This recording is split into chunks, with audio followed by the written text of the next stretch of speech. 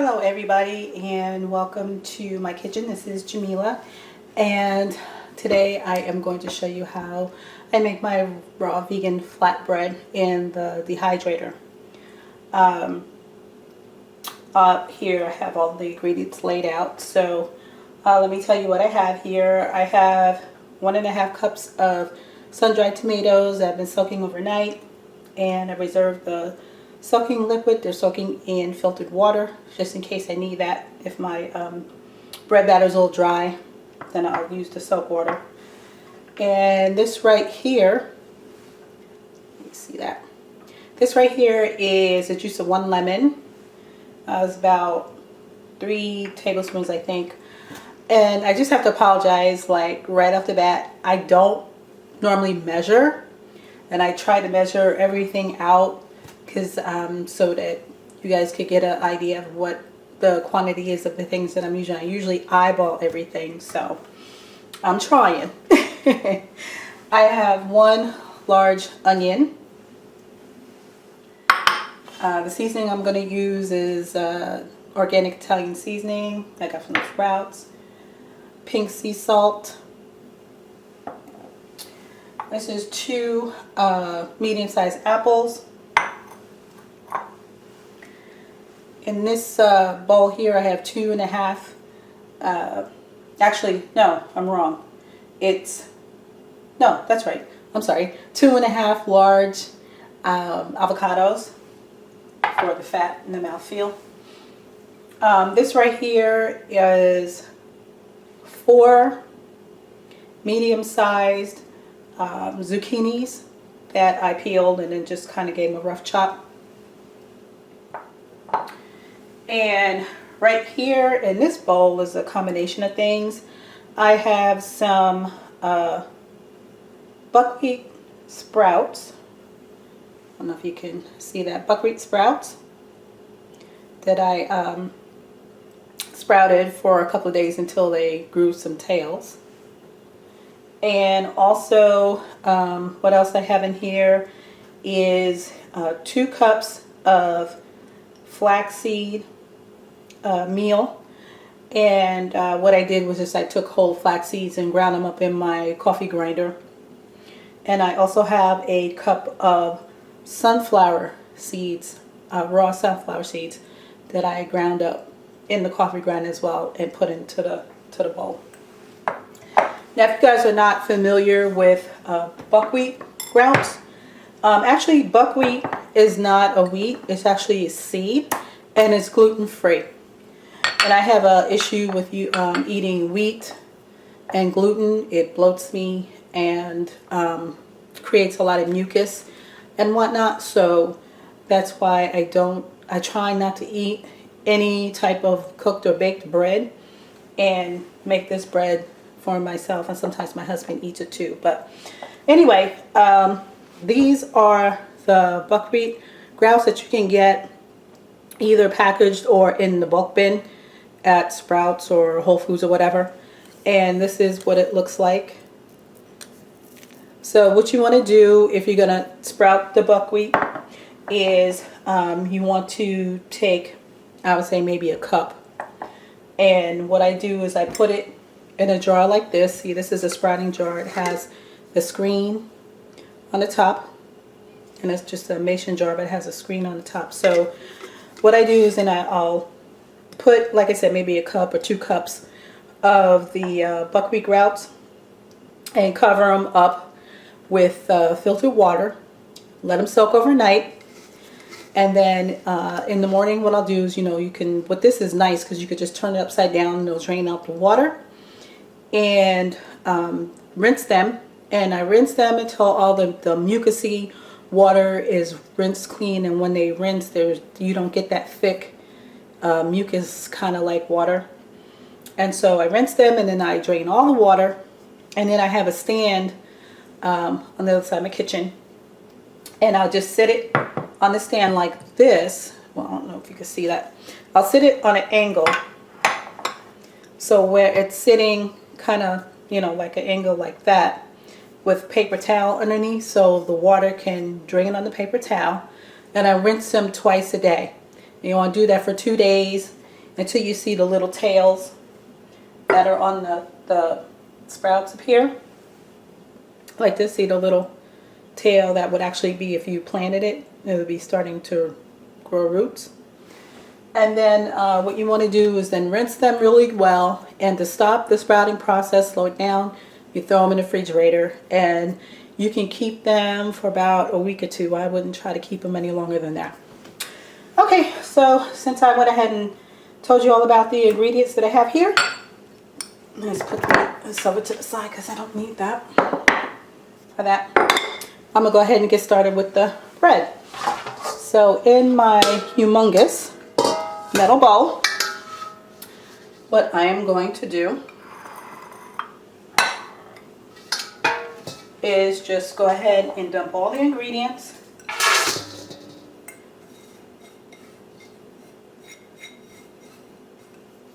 in the bowl.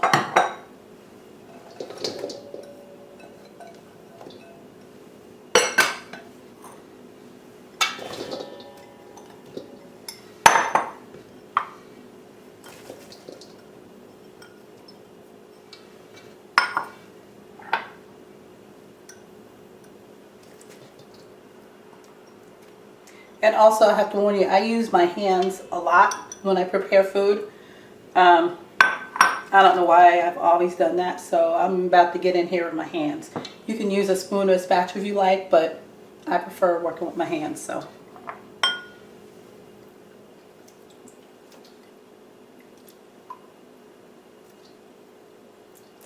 And like I said, I'm going to save this liquid and keep in case my batter is a little thick or dry. Pour that lemon juice in here. Now I'm going to wait for the salt and the spices. I'm not going to put them in the bowl yet. But what I'm going to do now is, like I said, I'm going to get in here with my hands and kind of mush all this stuff in here. Let me just bring this closer so you can see what I'm doing.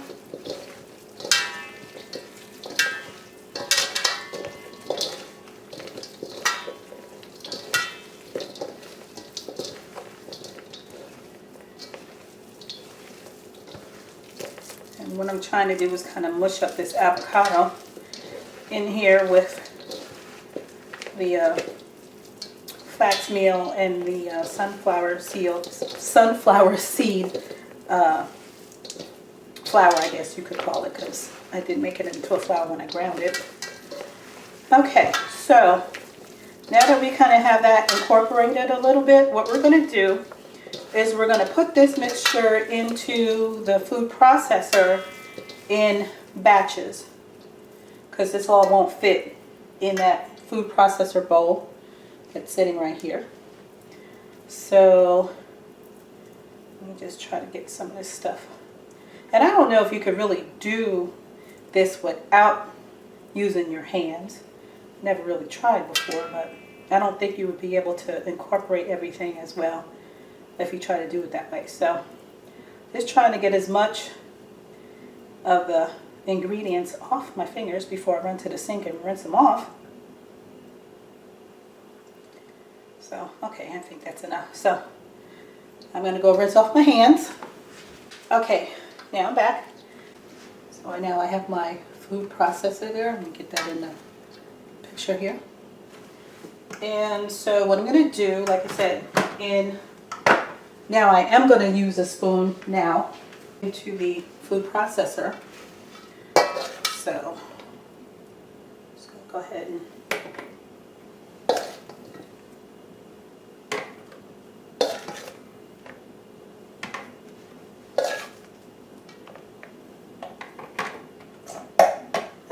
runaway onion.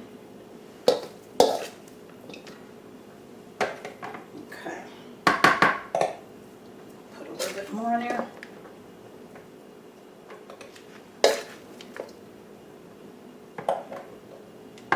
Okay. Now I'm going to turn on the food processor, and I'm going to go ahead and let this run and grind it up until it makes a batter. And again, like I said, if I need to use the soak water from the sun-dried tomatoes, then I'll do that. Okay, now you can see how this is starting to get incorporated into a batter. There's a chunk of apple that it didn't get ground up, but you can see how it's starting to form a batter. Now, since this container is only half full, I'm going to put a little bit more of my ingredients in here.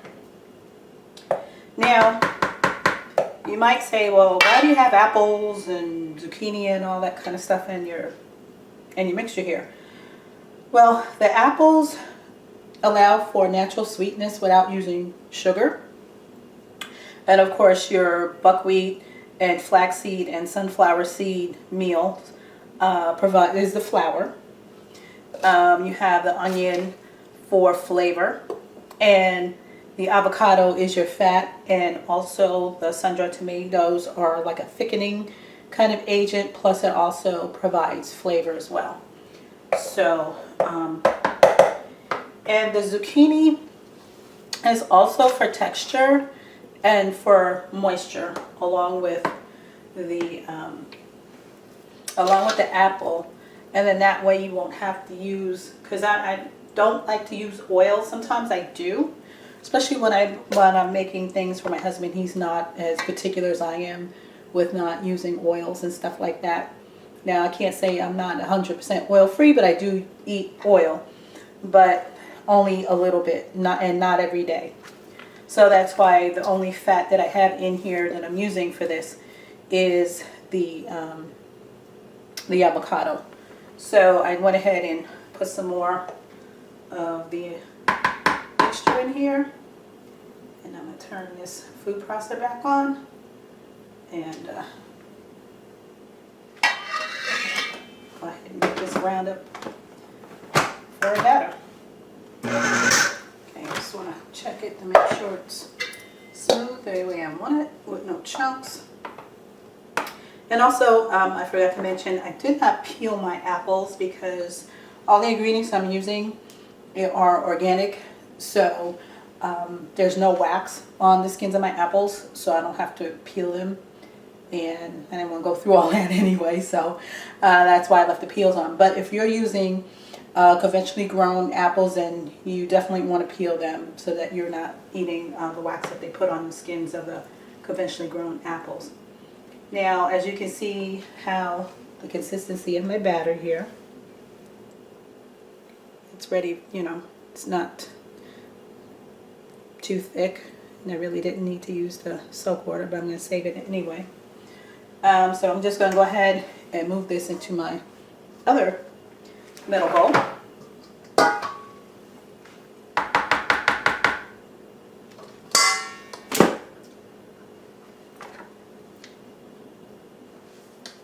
Well, actually, before I do that, I just want to taste this.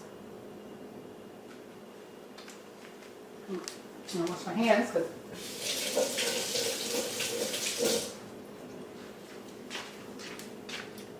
Okay. Now I'm going to put the Italian seasoning in this batch. If I can get the... Okay, you know what? I can't get this little square up, so... Oh, for heaven's sakes, of course that would happen to me. Okay.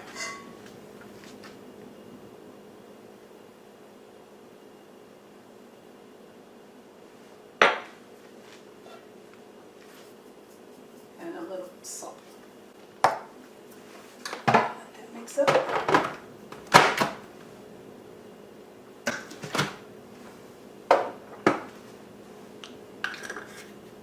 I'm just going to leave this little doodad off right now.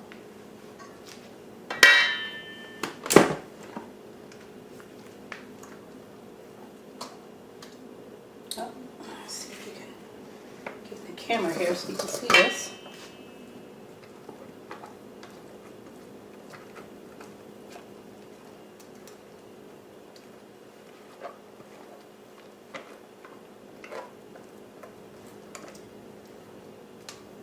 Because I have so many, probably about one or two more batches to go. I'm not going to be all particular about scraping everything out until I'm ready to spread it on my Teflon sheets to put in the dehydrator, and I'll show you guys what I'm talking about when I get all done.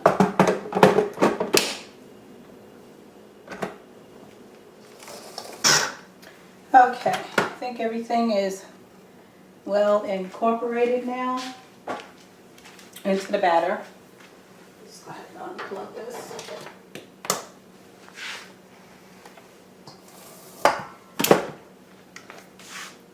Okay, so now I am going to take this out first. Clean the blade. So now I want to get all of my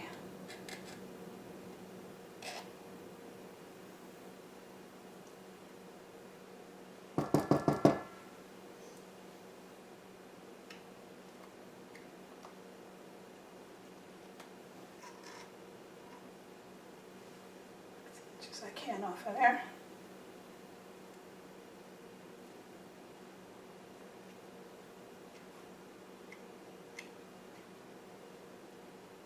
I don't know if it's my upbringing or what, but I don't like to leave a lot of my batter and whatever I make behind. Try to get as much as I can.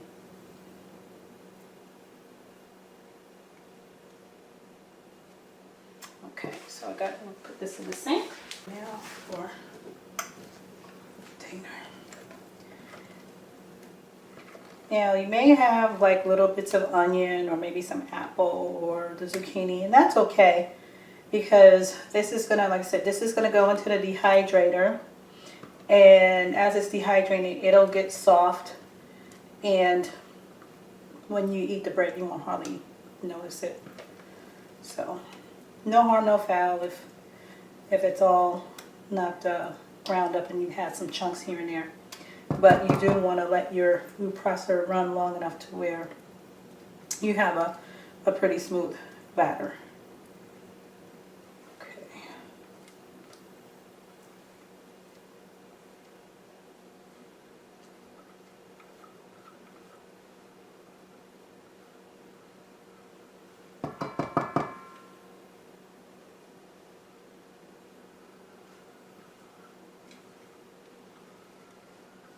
Get it right here with my fingers.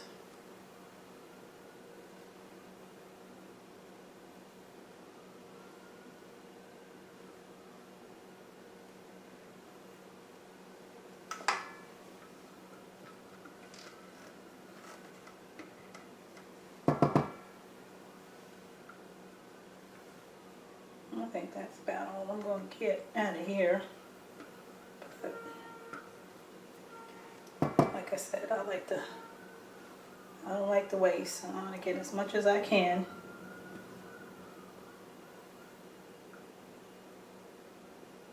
Okay. I think that's good enough. All right, and I'll go ahead and put this in the sink. Now, what I'm going to do is let me move the base of my food processor out the way. Now, what we're going to do is kind of give this a good stir. And I want to taste this to see if the salt level and the seasoning level is good. And if not, I'm going to add some more. So let me get a little spoon here.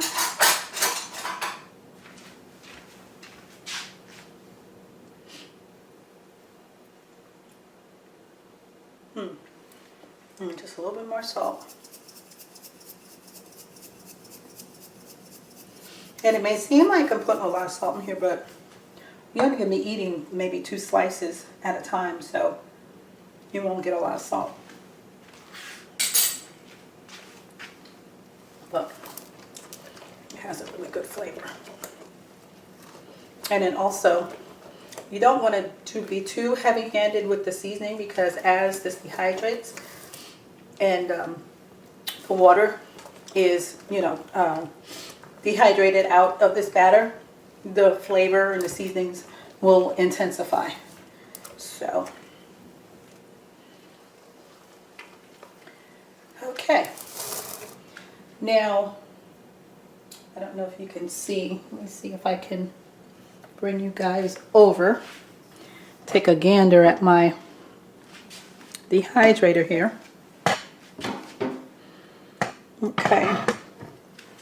So this is my dehydrator, Excalibur dehydrator, and it has 9 trays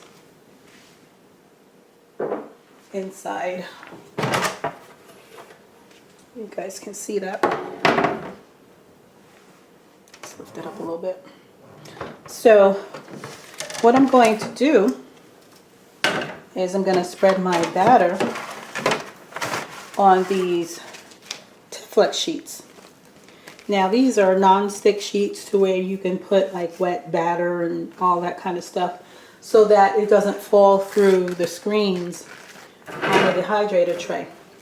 So I'm going to go ahead and that's the next step. I'm going to spread my batter on those and then put the sheet with the batter on it in the tray and then turn the dehydrator on. So maybe I'll just turn it like that. I don't know, I'm going to come back here, bring this back over, so angle it. Okay, that'll work. Angle it so you guys can see what I'm doing. Okay. Now, I'm just going to put this on top of the dehydrator. Work that one tray at a time. Now, what you want to do is, I like to make my slices kind of thick. So, I'm going to spread this out to maybe, I don't know, about an eighth, I guess. Eighth of an inch, quarter of an inch, I don't know. But anyway, this is something that you couldn't have to play with an eyeball. So, you see you got a little chunk of onion, but like I said, that's okay. It'll dehydrate and get soft and it'll still be good. Not quite sure. This should maybe make about 4 trays, and I get about 9 slices off of each sheet. So what I'm doing right now is just kind of spreading it out.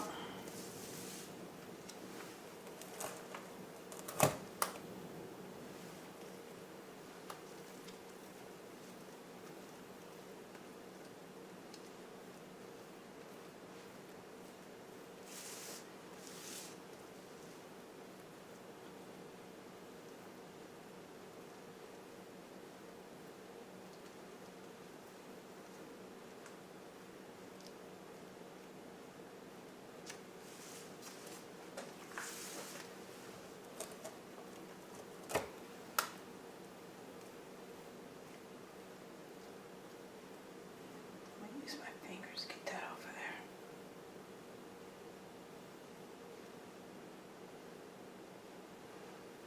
Piece of paper towel like that.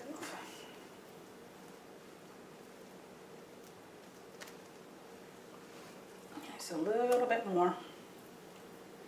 Because what I like to do is when I spread this is to kind of get it close to the edge. Now, I'm a little bit particular about the edges, trying to get them even. You don't have to be, it's your bread, you can do whatever you like, but that's just me. So I may end up fast forwarding this because it could get a little tedious, but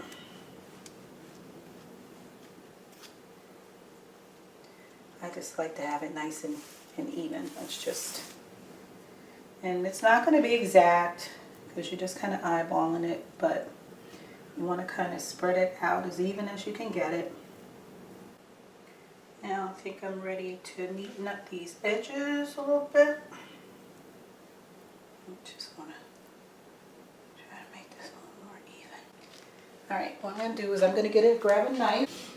It's a regular butter knife, and I'm just going to kind of smooth it out some more.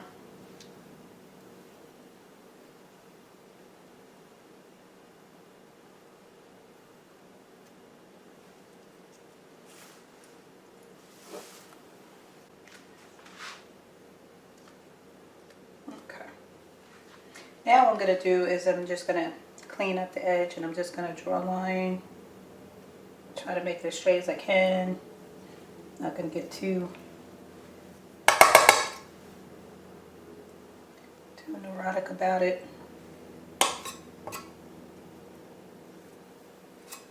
I just want a nice neat edge for when the bread dries. Neaten this one up.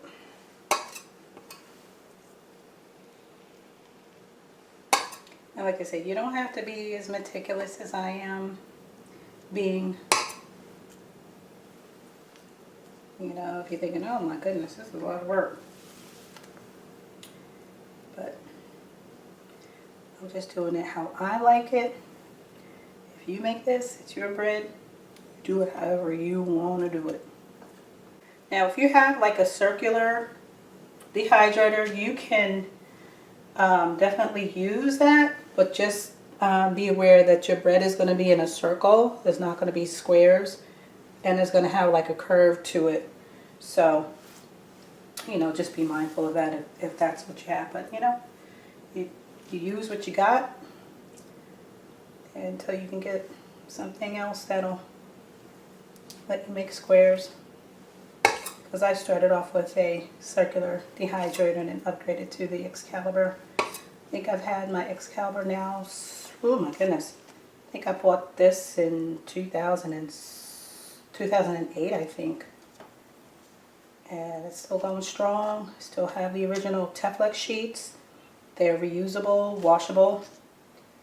You just wipe them with a damp cloth or put them in some hot soapy water with dish detergent and wash them that way. Let them dry, and I stick them on the bottom shelf of my dehydrator to keep them there. Anyway, you get the gist. So this one is ready to be put on a dehydrator tray. So what I do is just I kind of slip it under like that, just pull it on. And I like to load my trays from the bottom up. So that's one. And then I'm just going to keep going until I use up all my batter. Able to get 1, 2, 3 full trays of bread and just a kind of a quarter of a tray. This will probably be 2 slices or so. So what I'm going to do now is just put the front on the dehydrator. With raw food, the food is not heated beyond 115 degrees so that all of the enzymes will still be live, because heat destroys the enzymes and can also cause molecular structure to change to where some enzymes and proteins do become carcinogenic with cooked food at higher than 115 degrees. So that's why it's called raw. So I'm going to go ahead, and what I'm going to do, like I said, is I'm going to turn this on to 115 degrees, and I'm going to leave it for about 2 hours or so, to where I can take the bread off of the Teflon sheets and then just put it on to the onto the mesh sheets. I will be back when I flip the trays to dry both sides, and then also when I score them into the sections of bread for the slices. Okay, it's 3 hours later, and now I'm going to go ahead and check my bread to see if I can take it off the Teflon sheet and put it on the mesh sheet and let it continue to dry. So just pull the camera closer so you guys can see.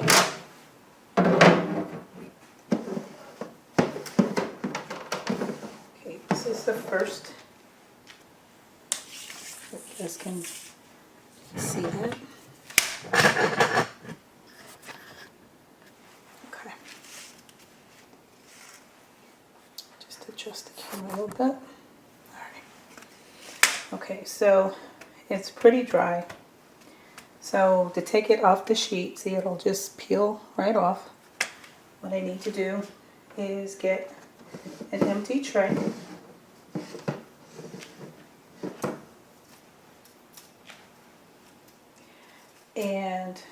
I will put the empty tray on top of the dry side and then just flip it over. Now this tray that the bread was on before is empty. I'm just going to sit on top of here, and then I'm just going to peel off the Teflon sheet. Now this probably could have stayed in there maybe a little bit longer because I do have a little bit of batter that stuck to that, but that's okay because all I need to do is get a knife, and then we're just going to scrape that off.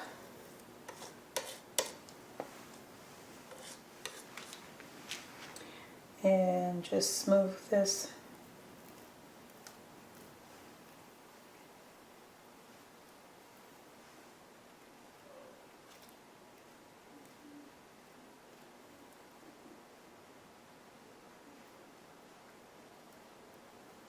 Okay. And then pop it back into the dehydrator. And I'm gonna go ahead and do that process for all of the rest of the sheets, and then let it dry until the bread gets to a consistency that I want, and then I'll show you guys how I cut it. See you in a bit. My bread is ready to be taken out, and I just wanted to show you how it looks when it is done. I'll just take out one tray, and hopefully you guys can see that. I don't know. Okay. Still getting used to this camera, y'all, so forgive me. Okay, so this is what it looks like. And it's dry, and it's nice and soft and pliable. Now you can dry your bread as to the texture and the moisture level that you want. Like I said, I like mine kind of moist in the middle and not crunchy. So what I'm going to do now is I am going to grab, so what I'm going to do is I'm going to take the mesh out of the tray. Let's put the tray aside, and I'm going to score the bread. So normally what I try to do is kind of cut 3 lines, and in 3 lines I'll have 9 pieces out of one tray. So, but I think I should be able to get that from here. So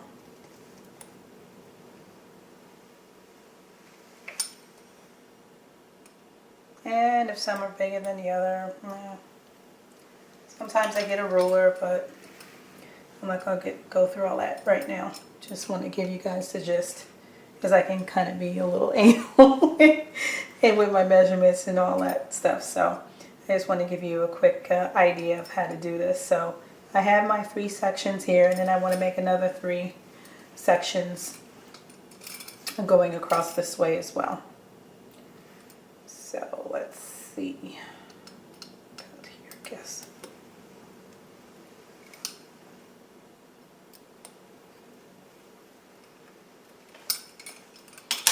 Okay, and like I said, normally I would have a ruler and measure it all out and everything, but I just wanted to give you guys a quick idea of how I cut it.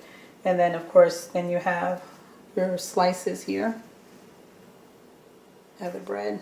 You see it's nice and soft and pliable. It's not hard. So I just take it and then stack this up. Take it apart like so. And you can put them in a baggie or in a plastic container, or however you want to store it.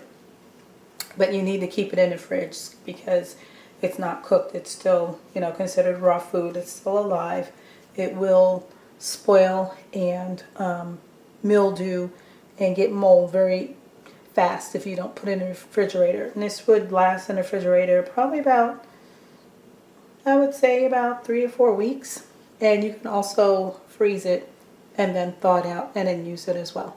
Box, because it allows me to put 2 stacks in here, so, but you can use a baggie or whatever you want to store it in. So, and I would just put them in there like so, and like I said, I would have another stack over here on this side, and then seal it up and put it in the fridge. So there you have it, my raw bread. So let me know if this was helpful, if you have any questions or anything, and I will be making more videos of the things that I make in my kitchen shortly.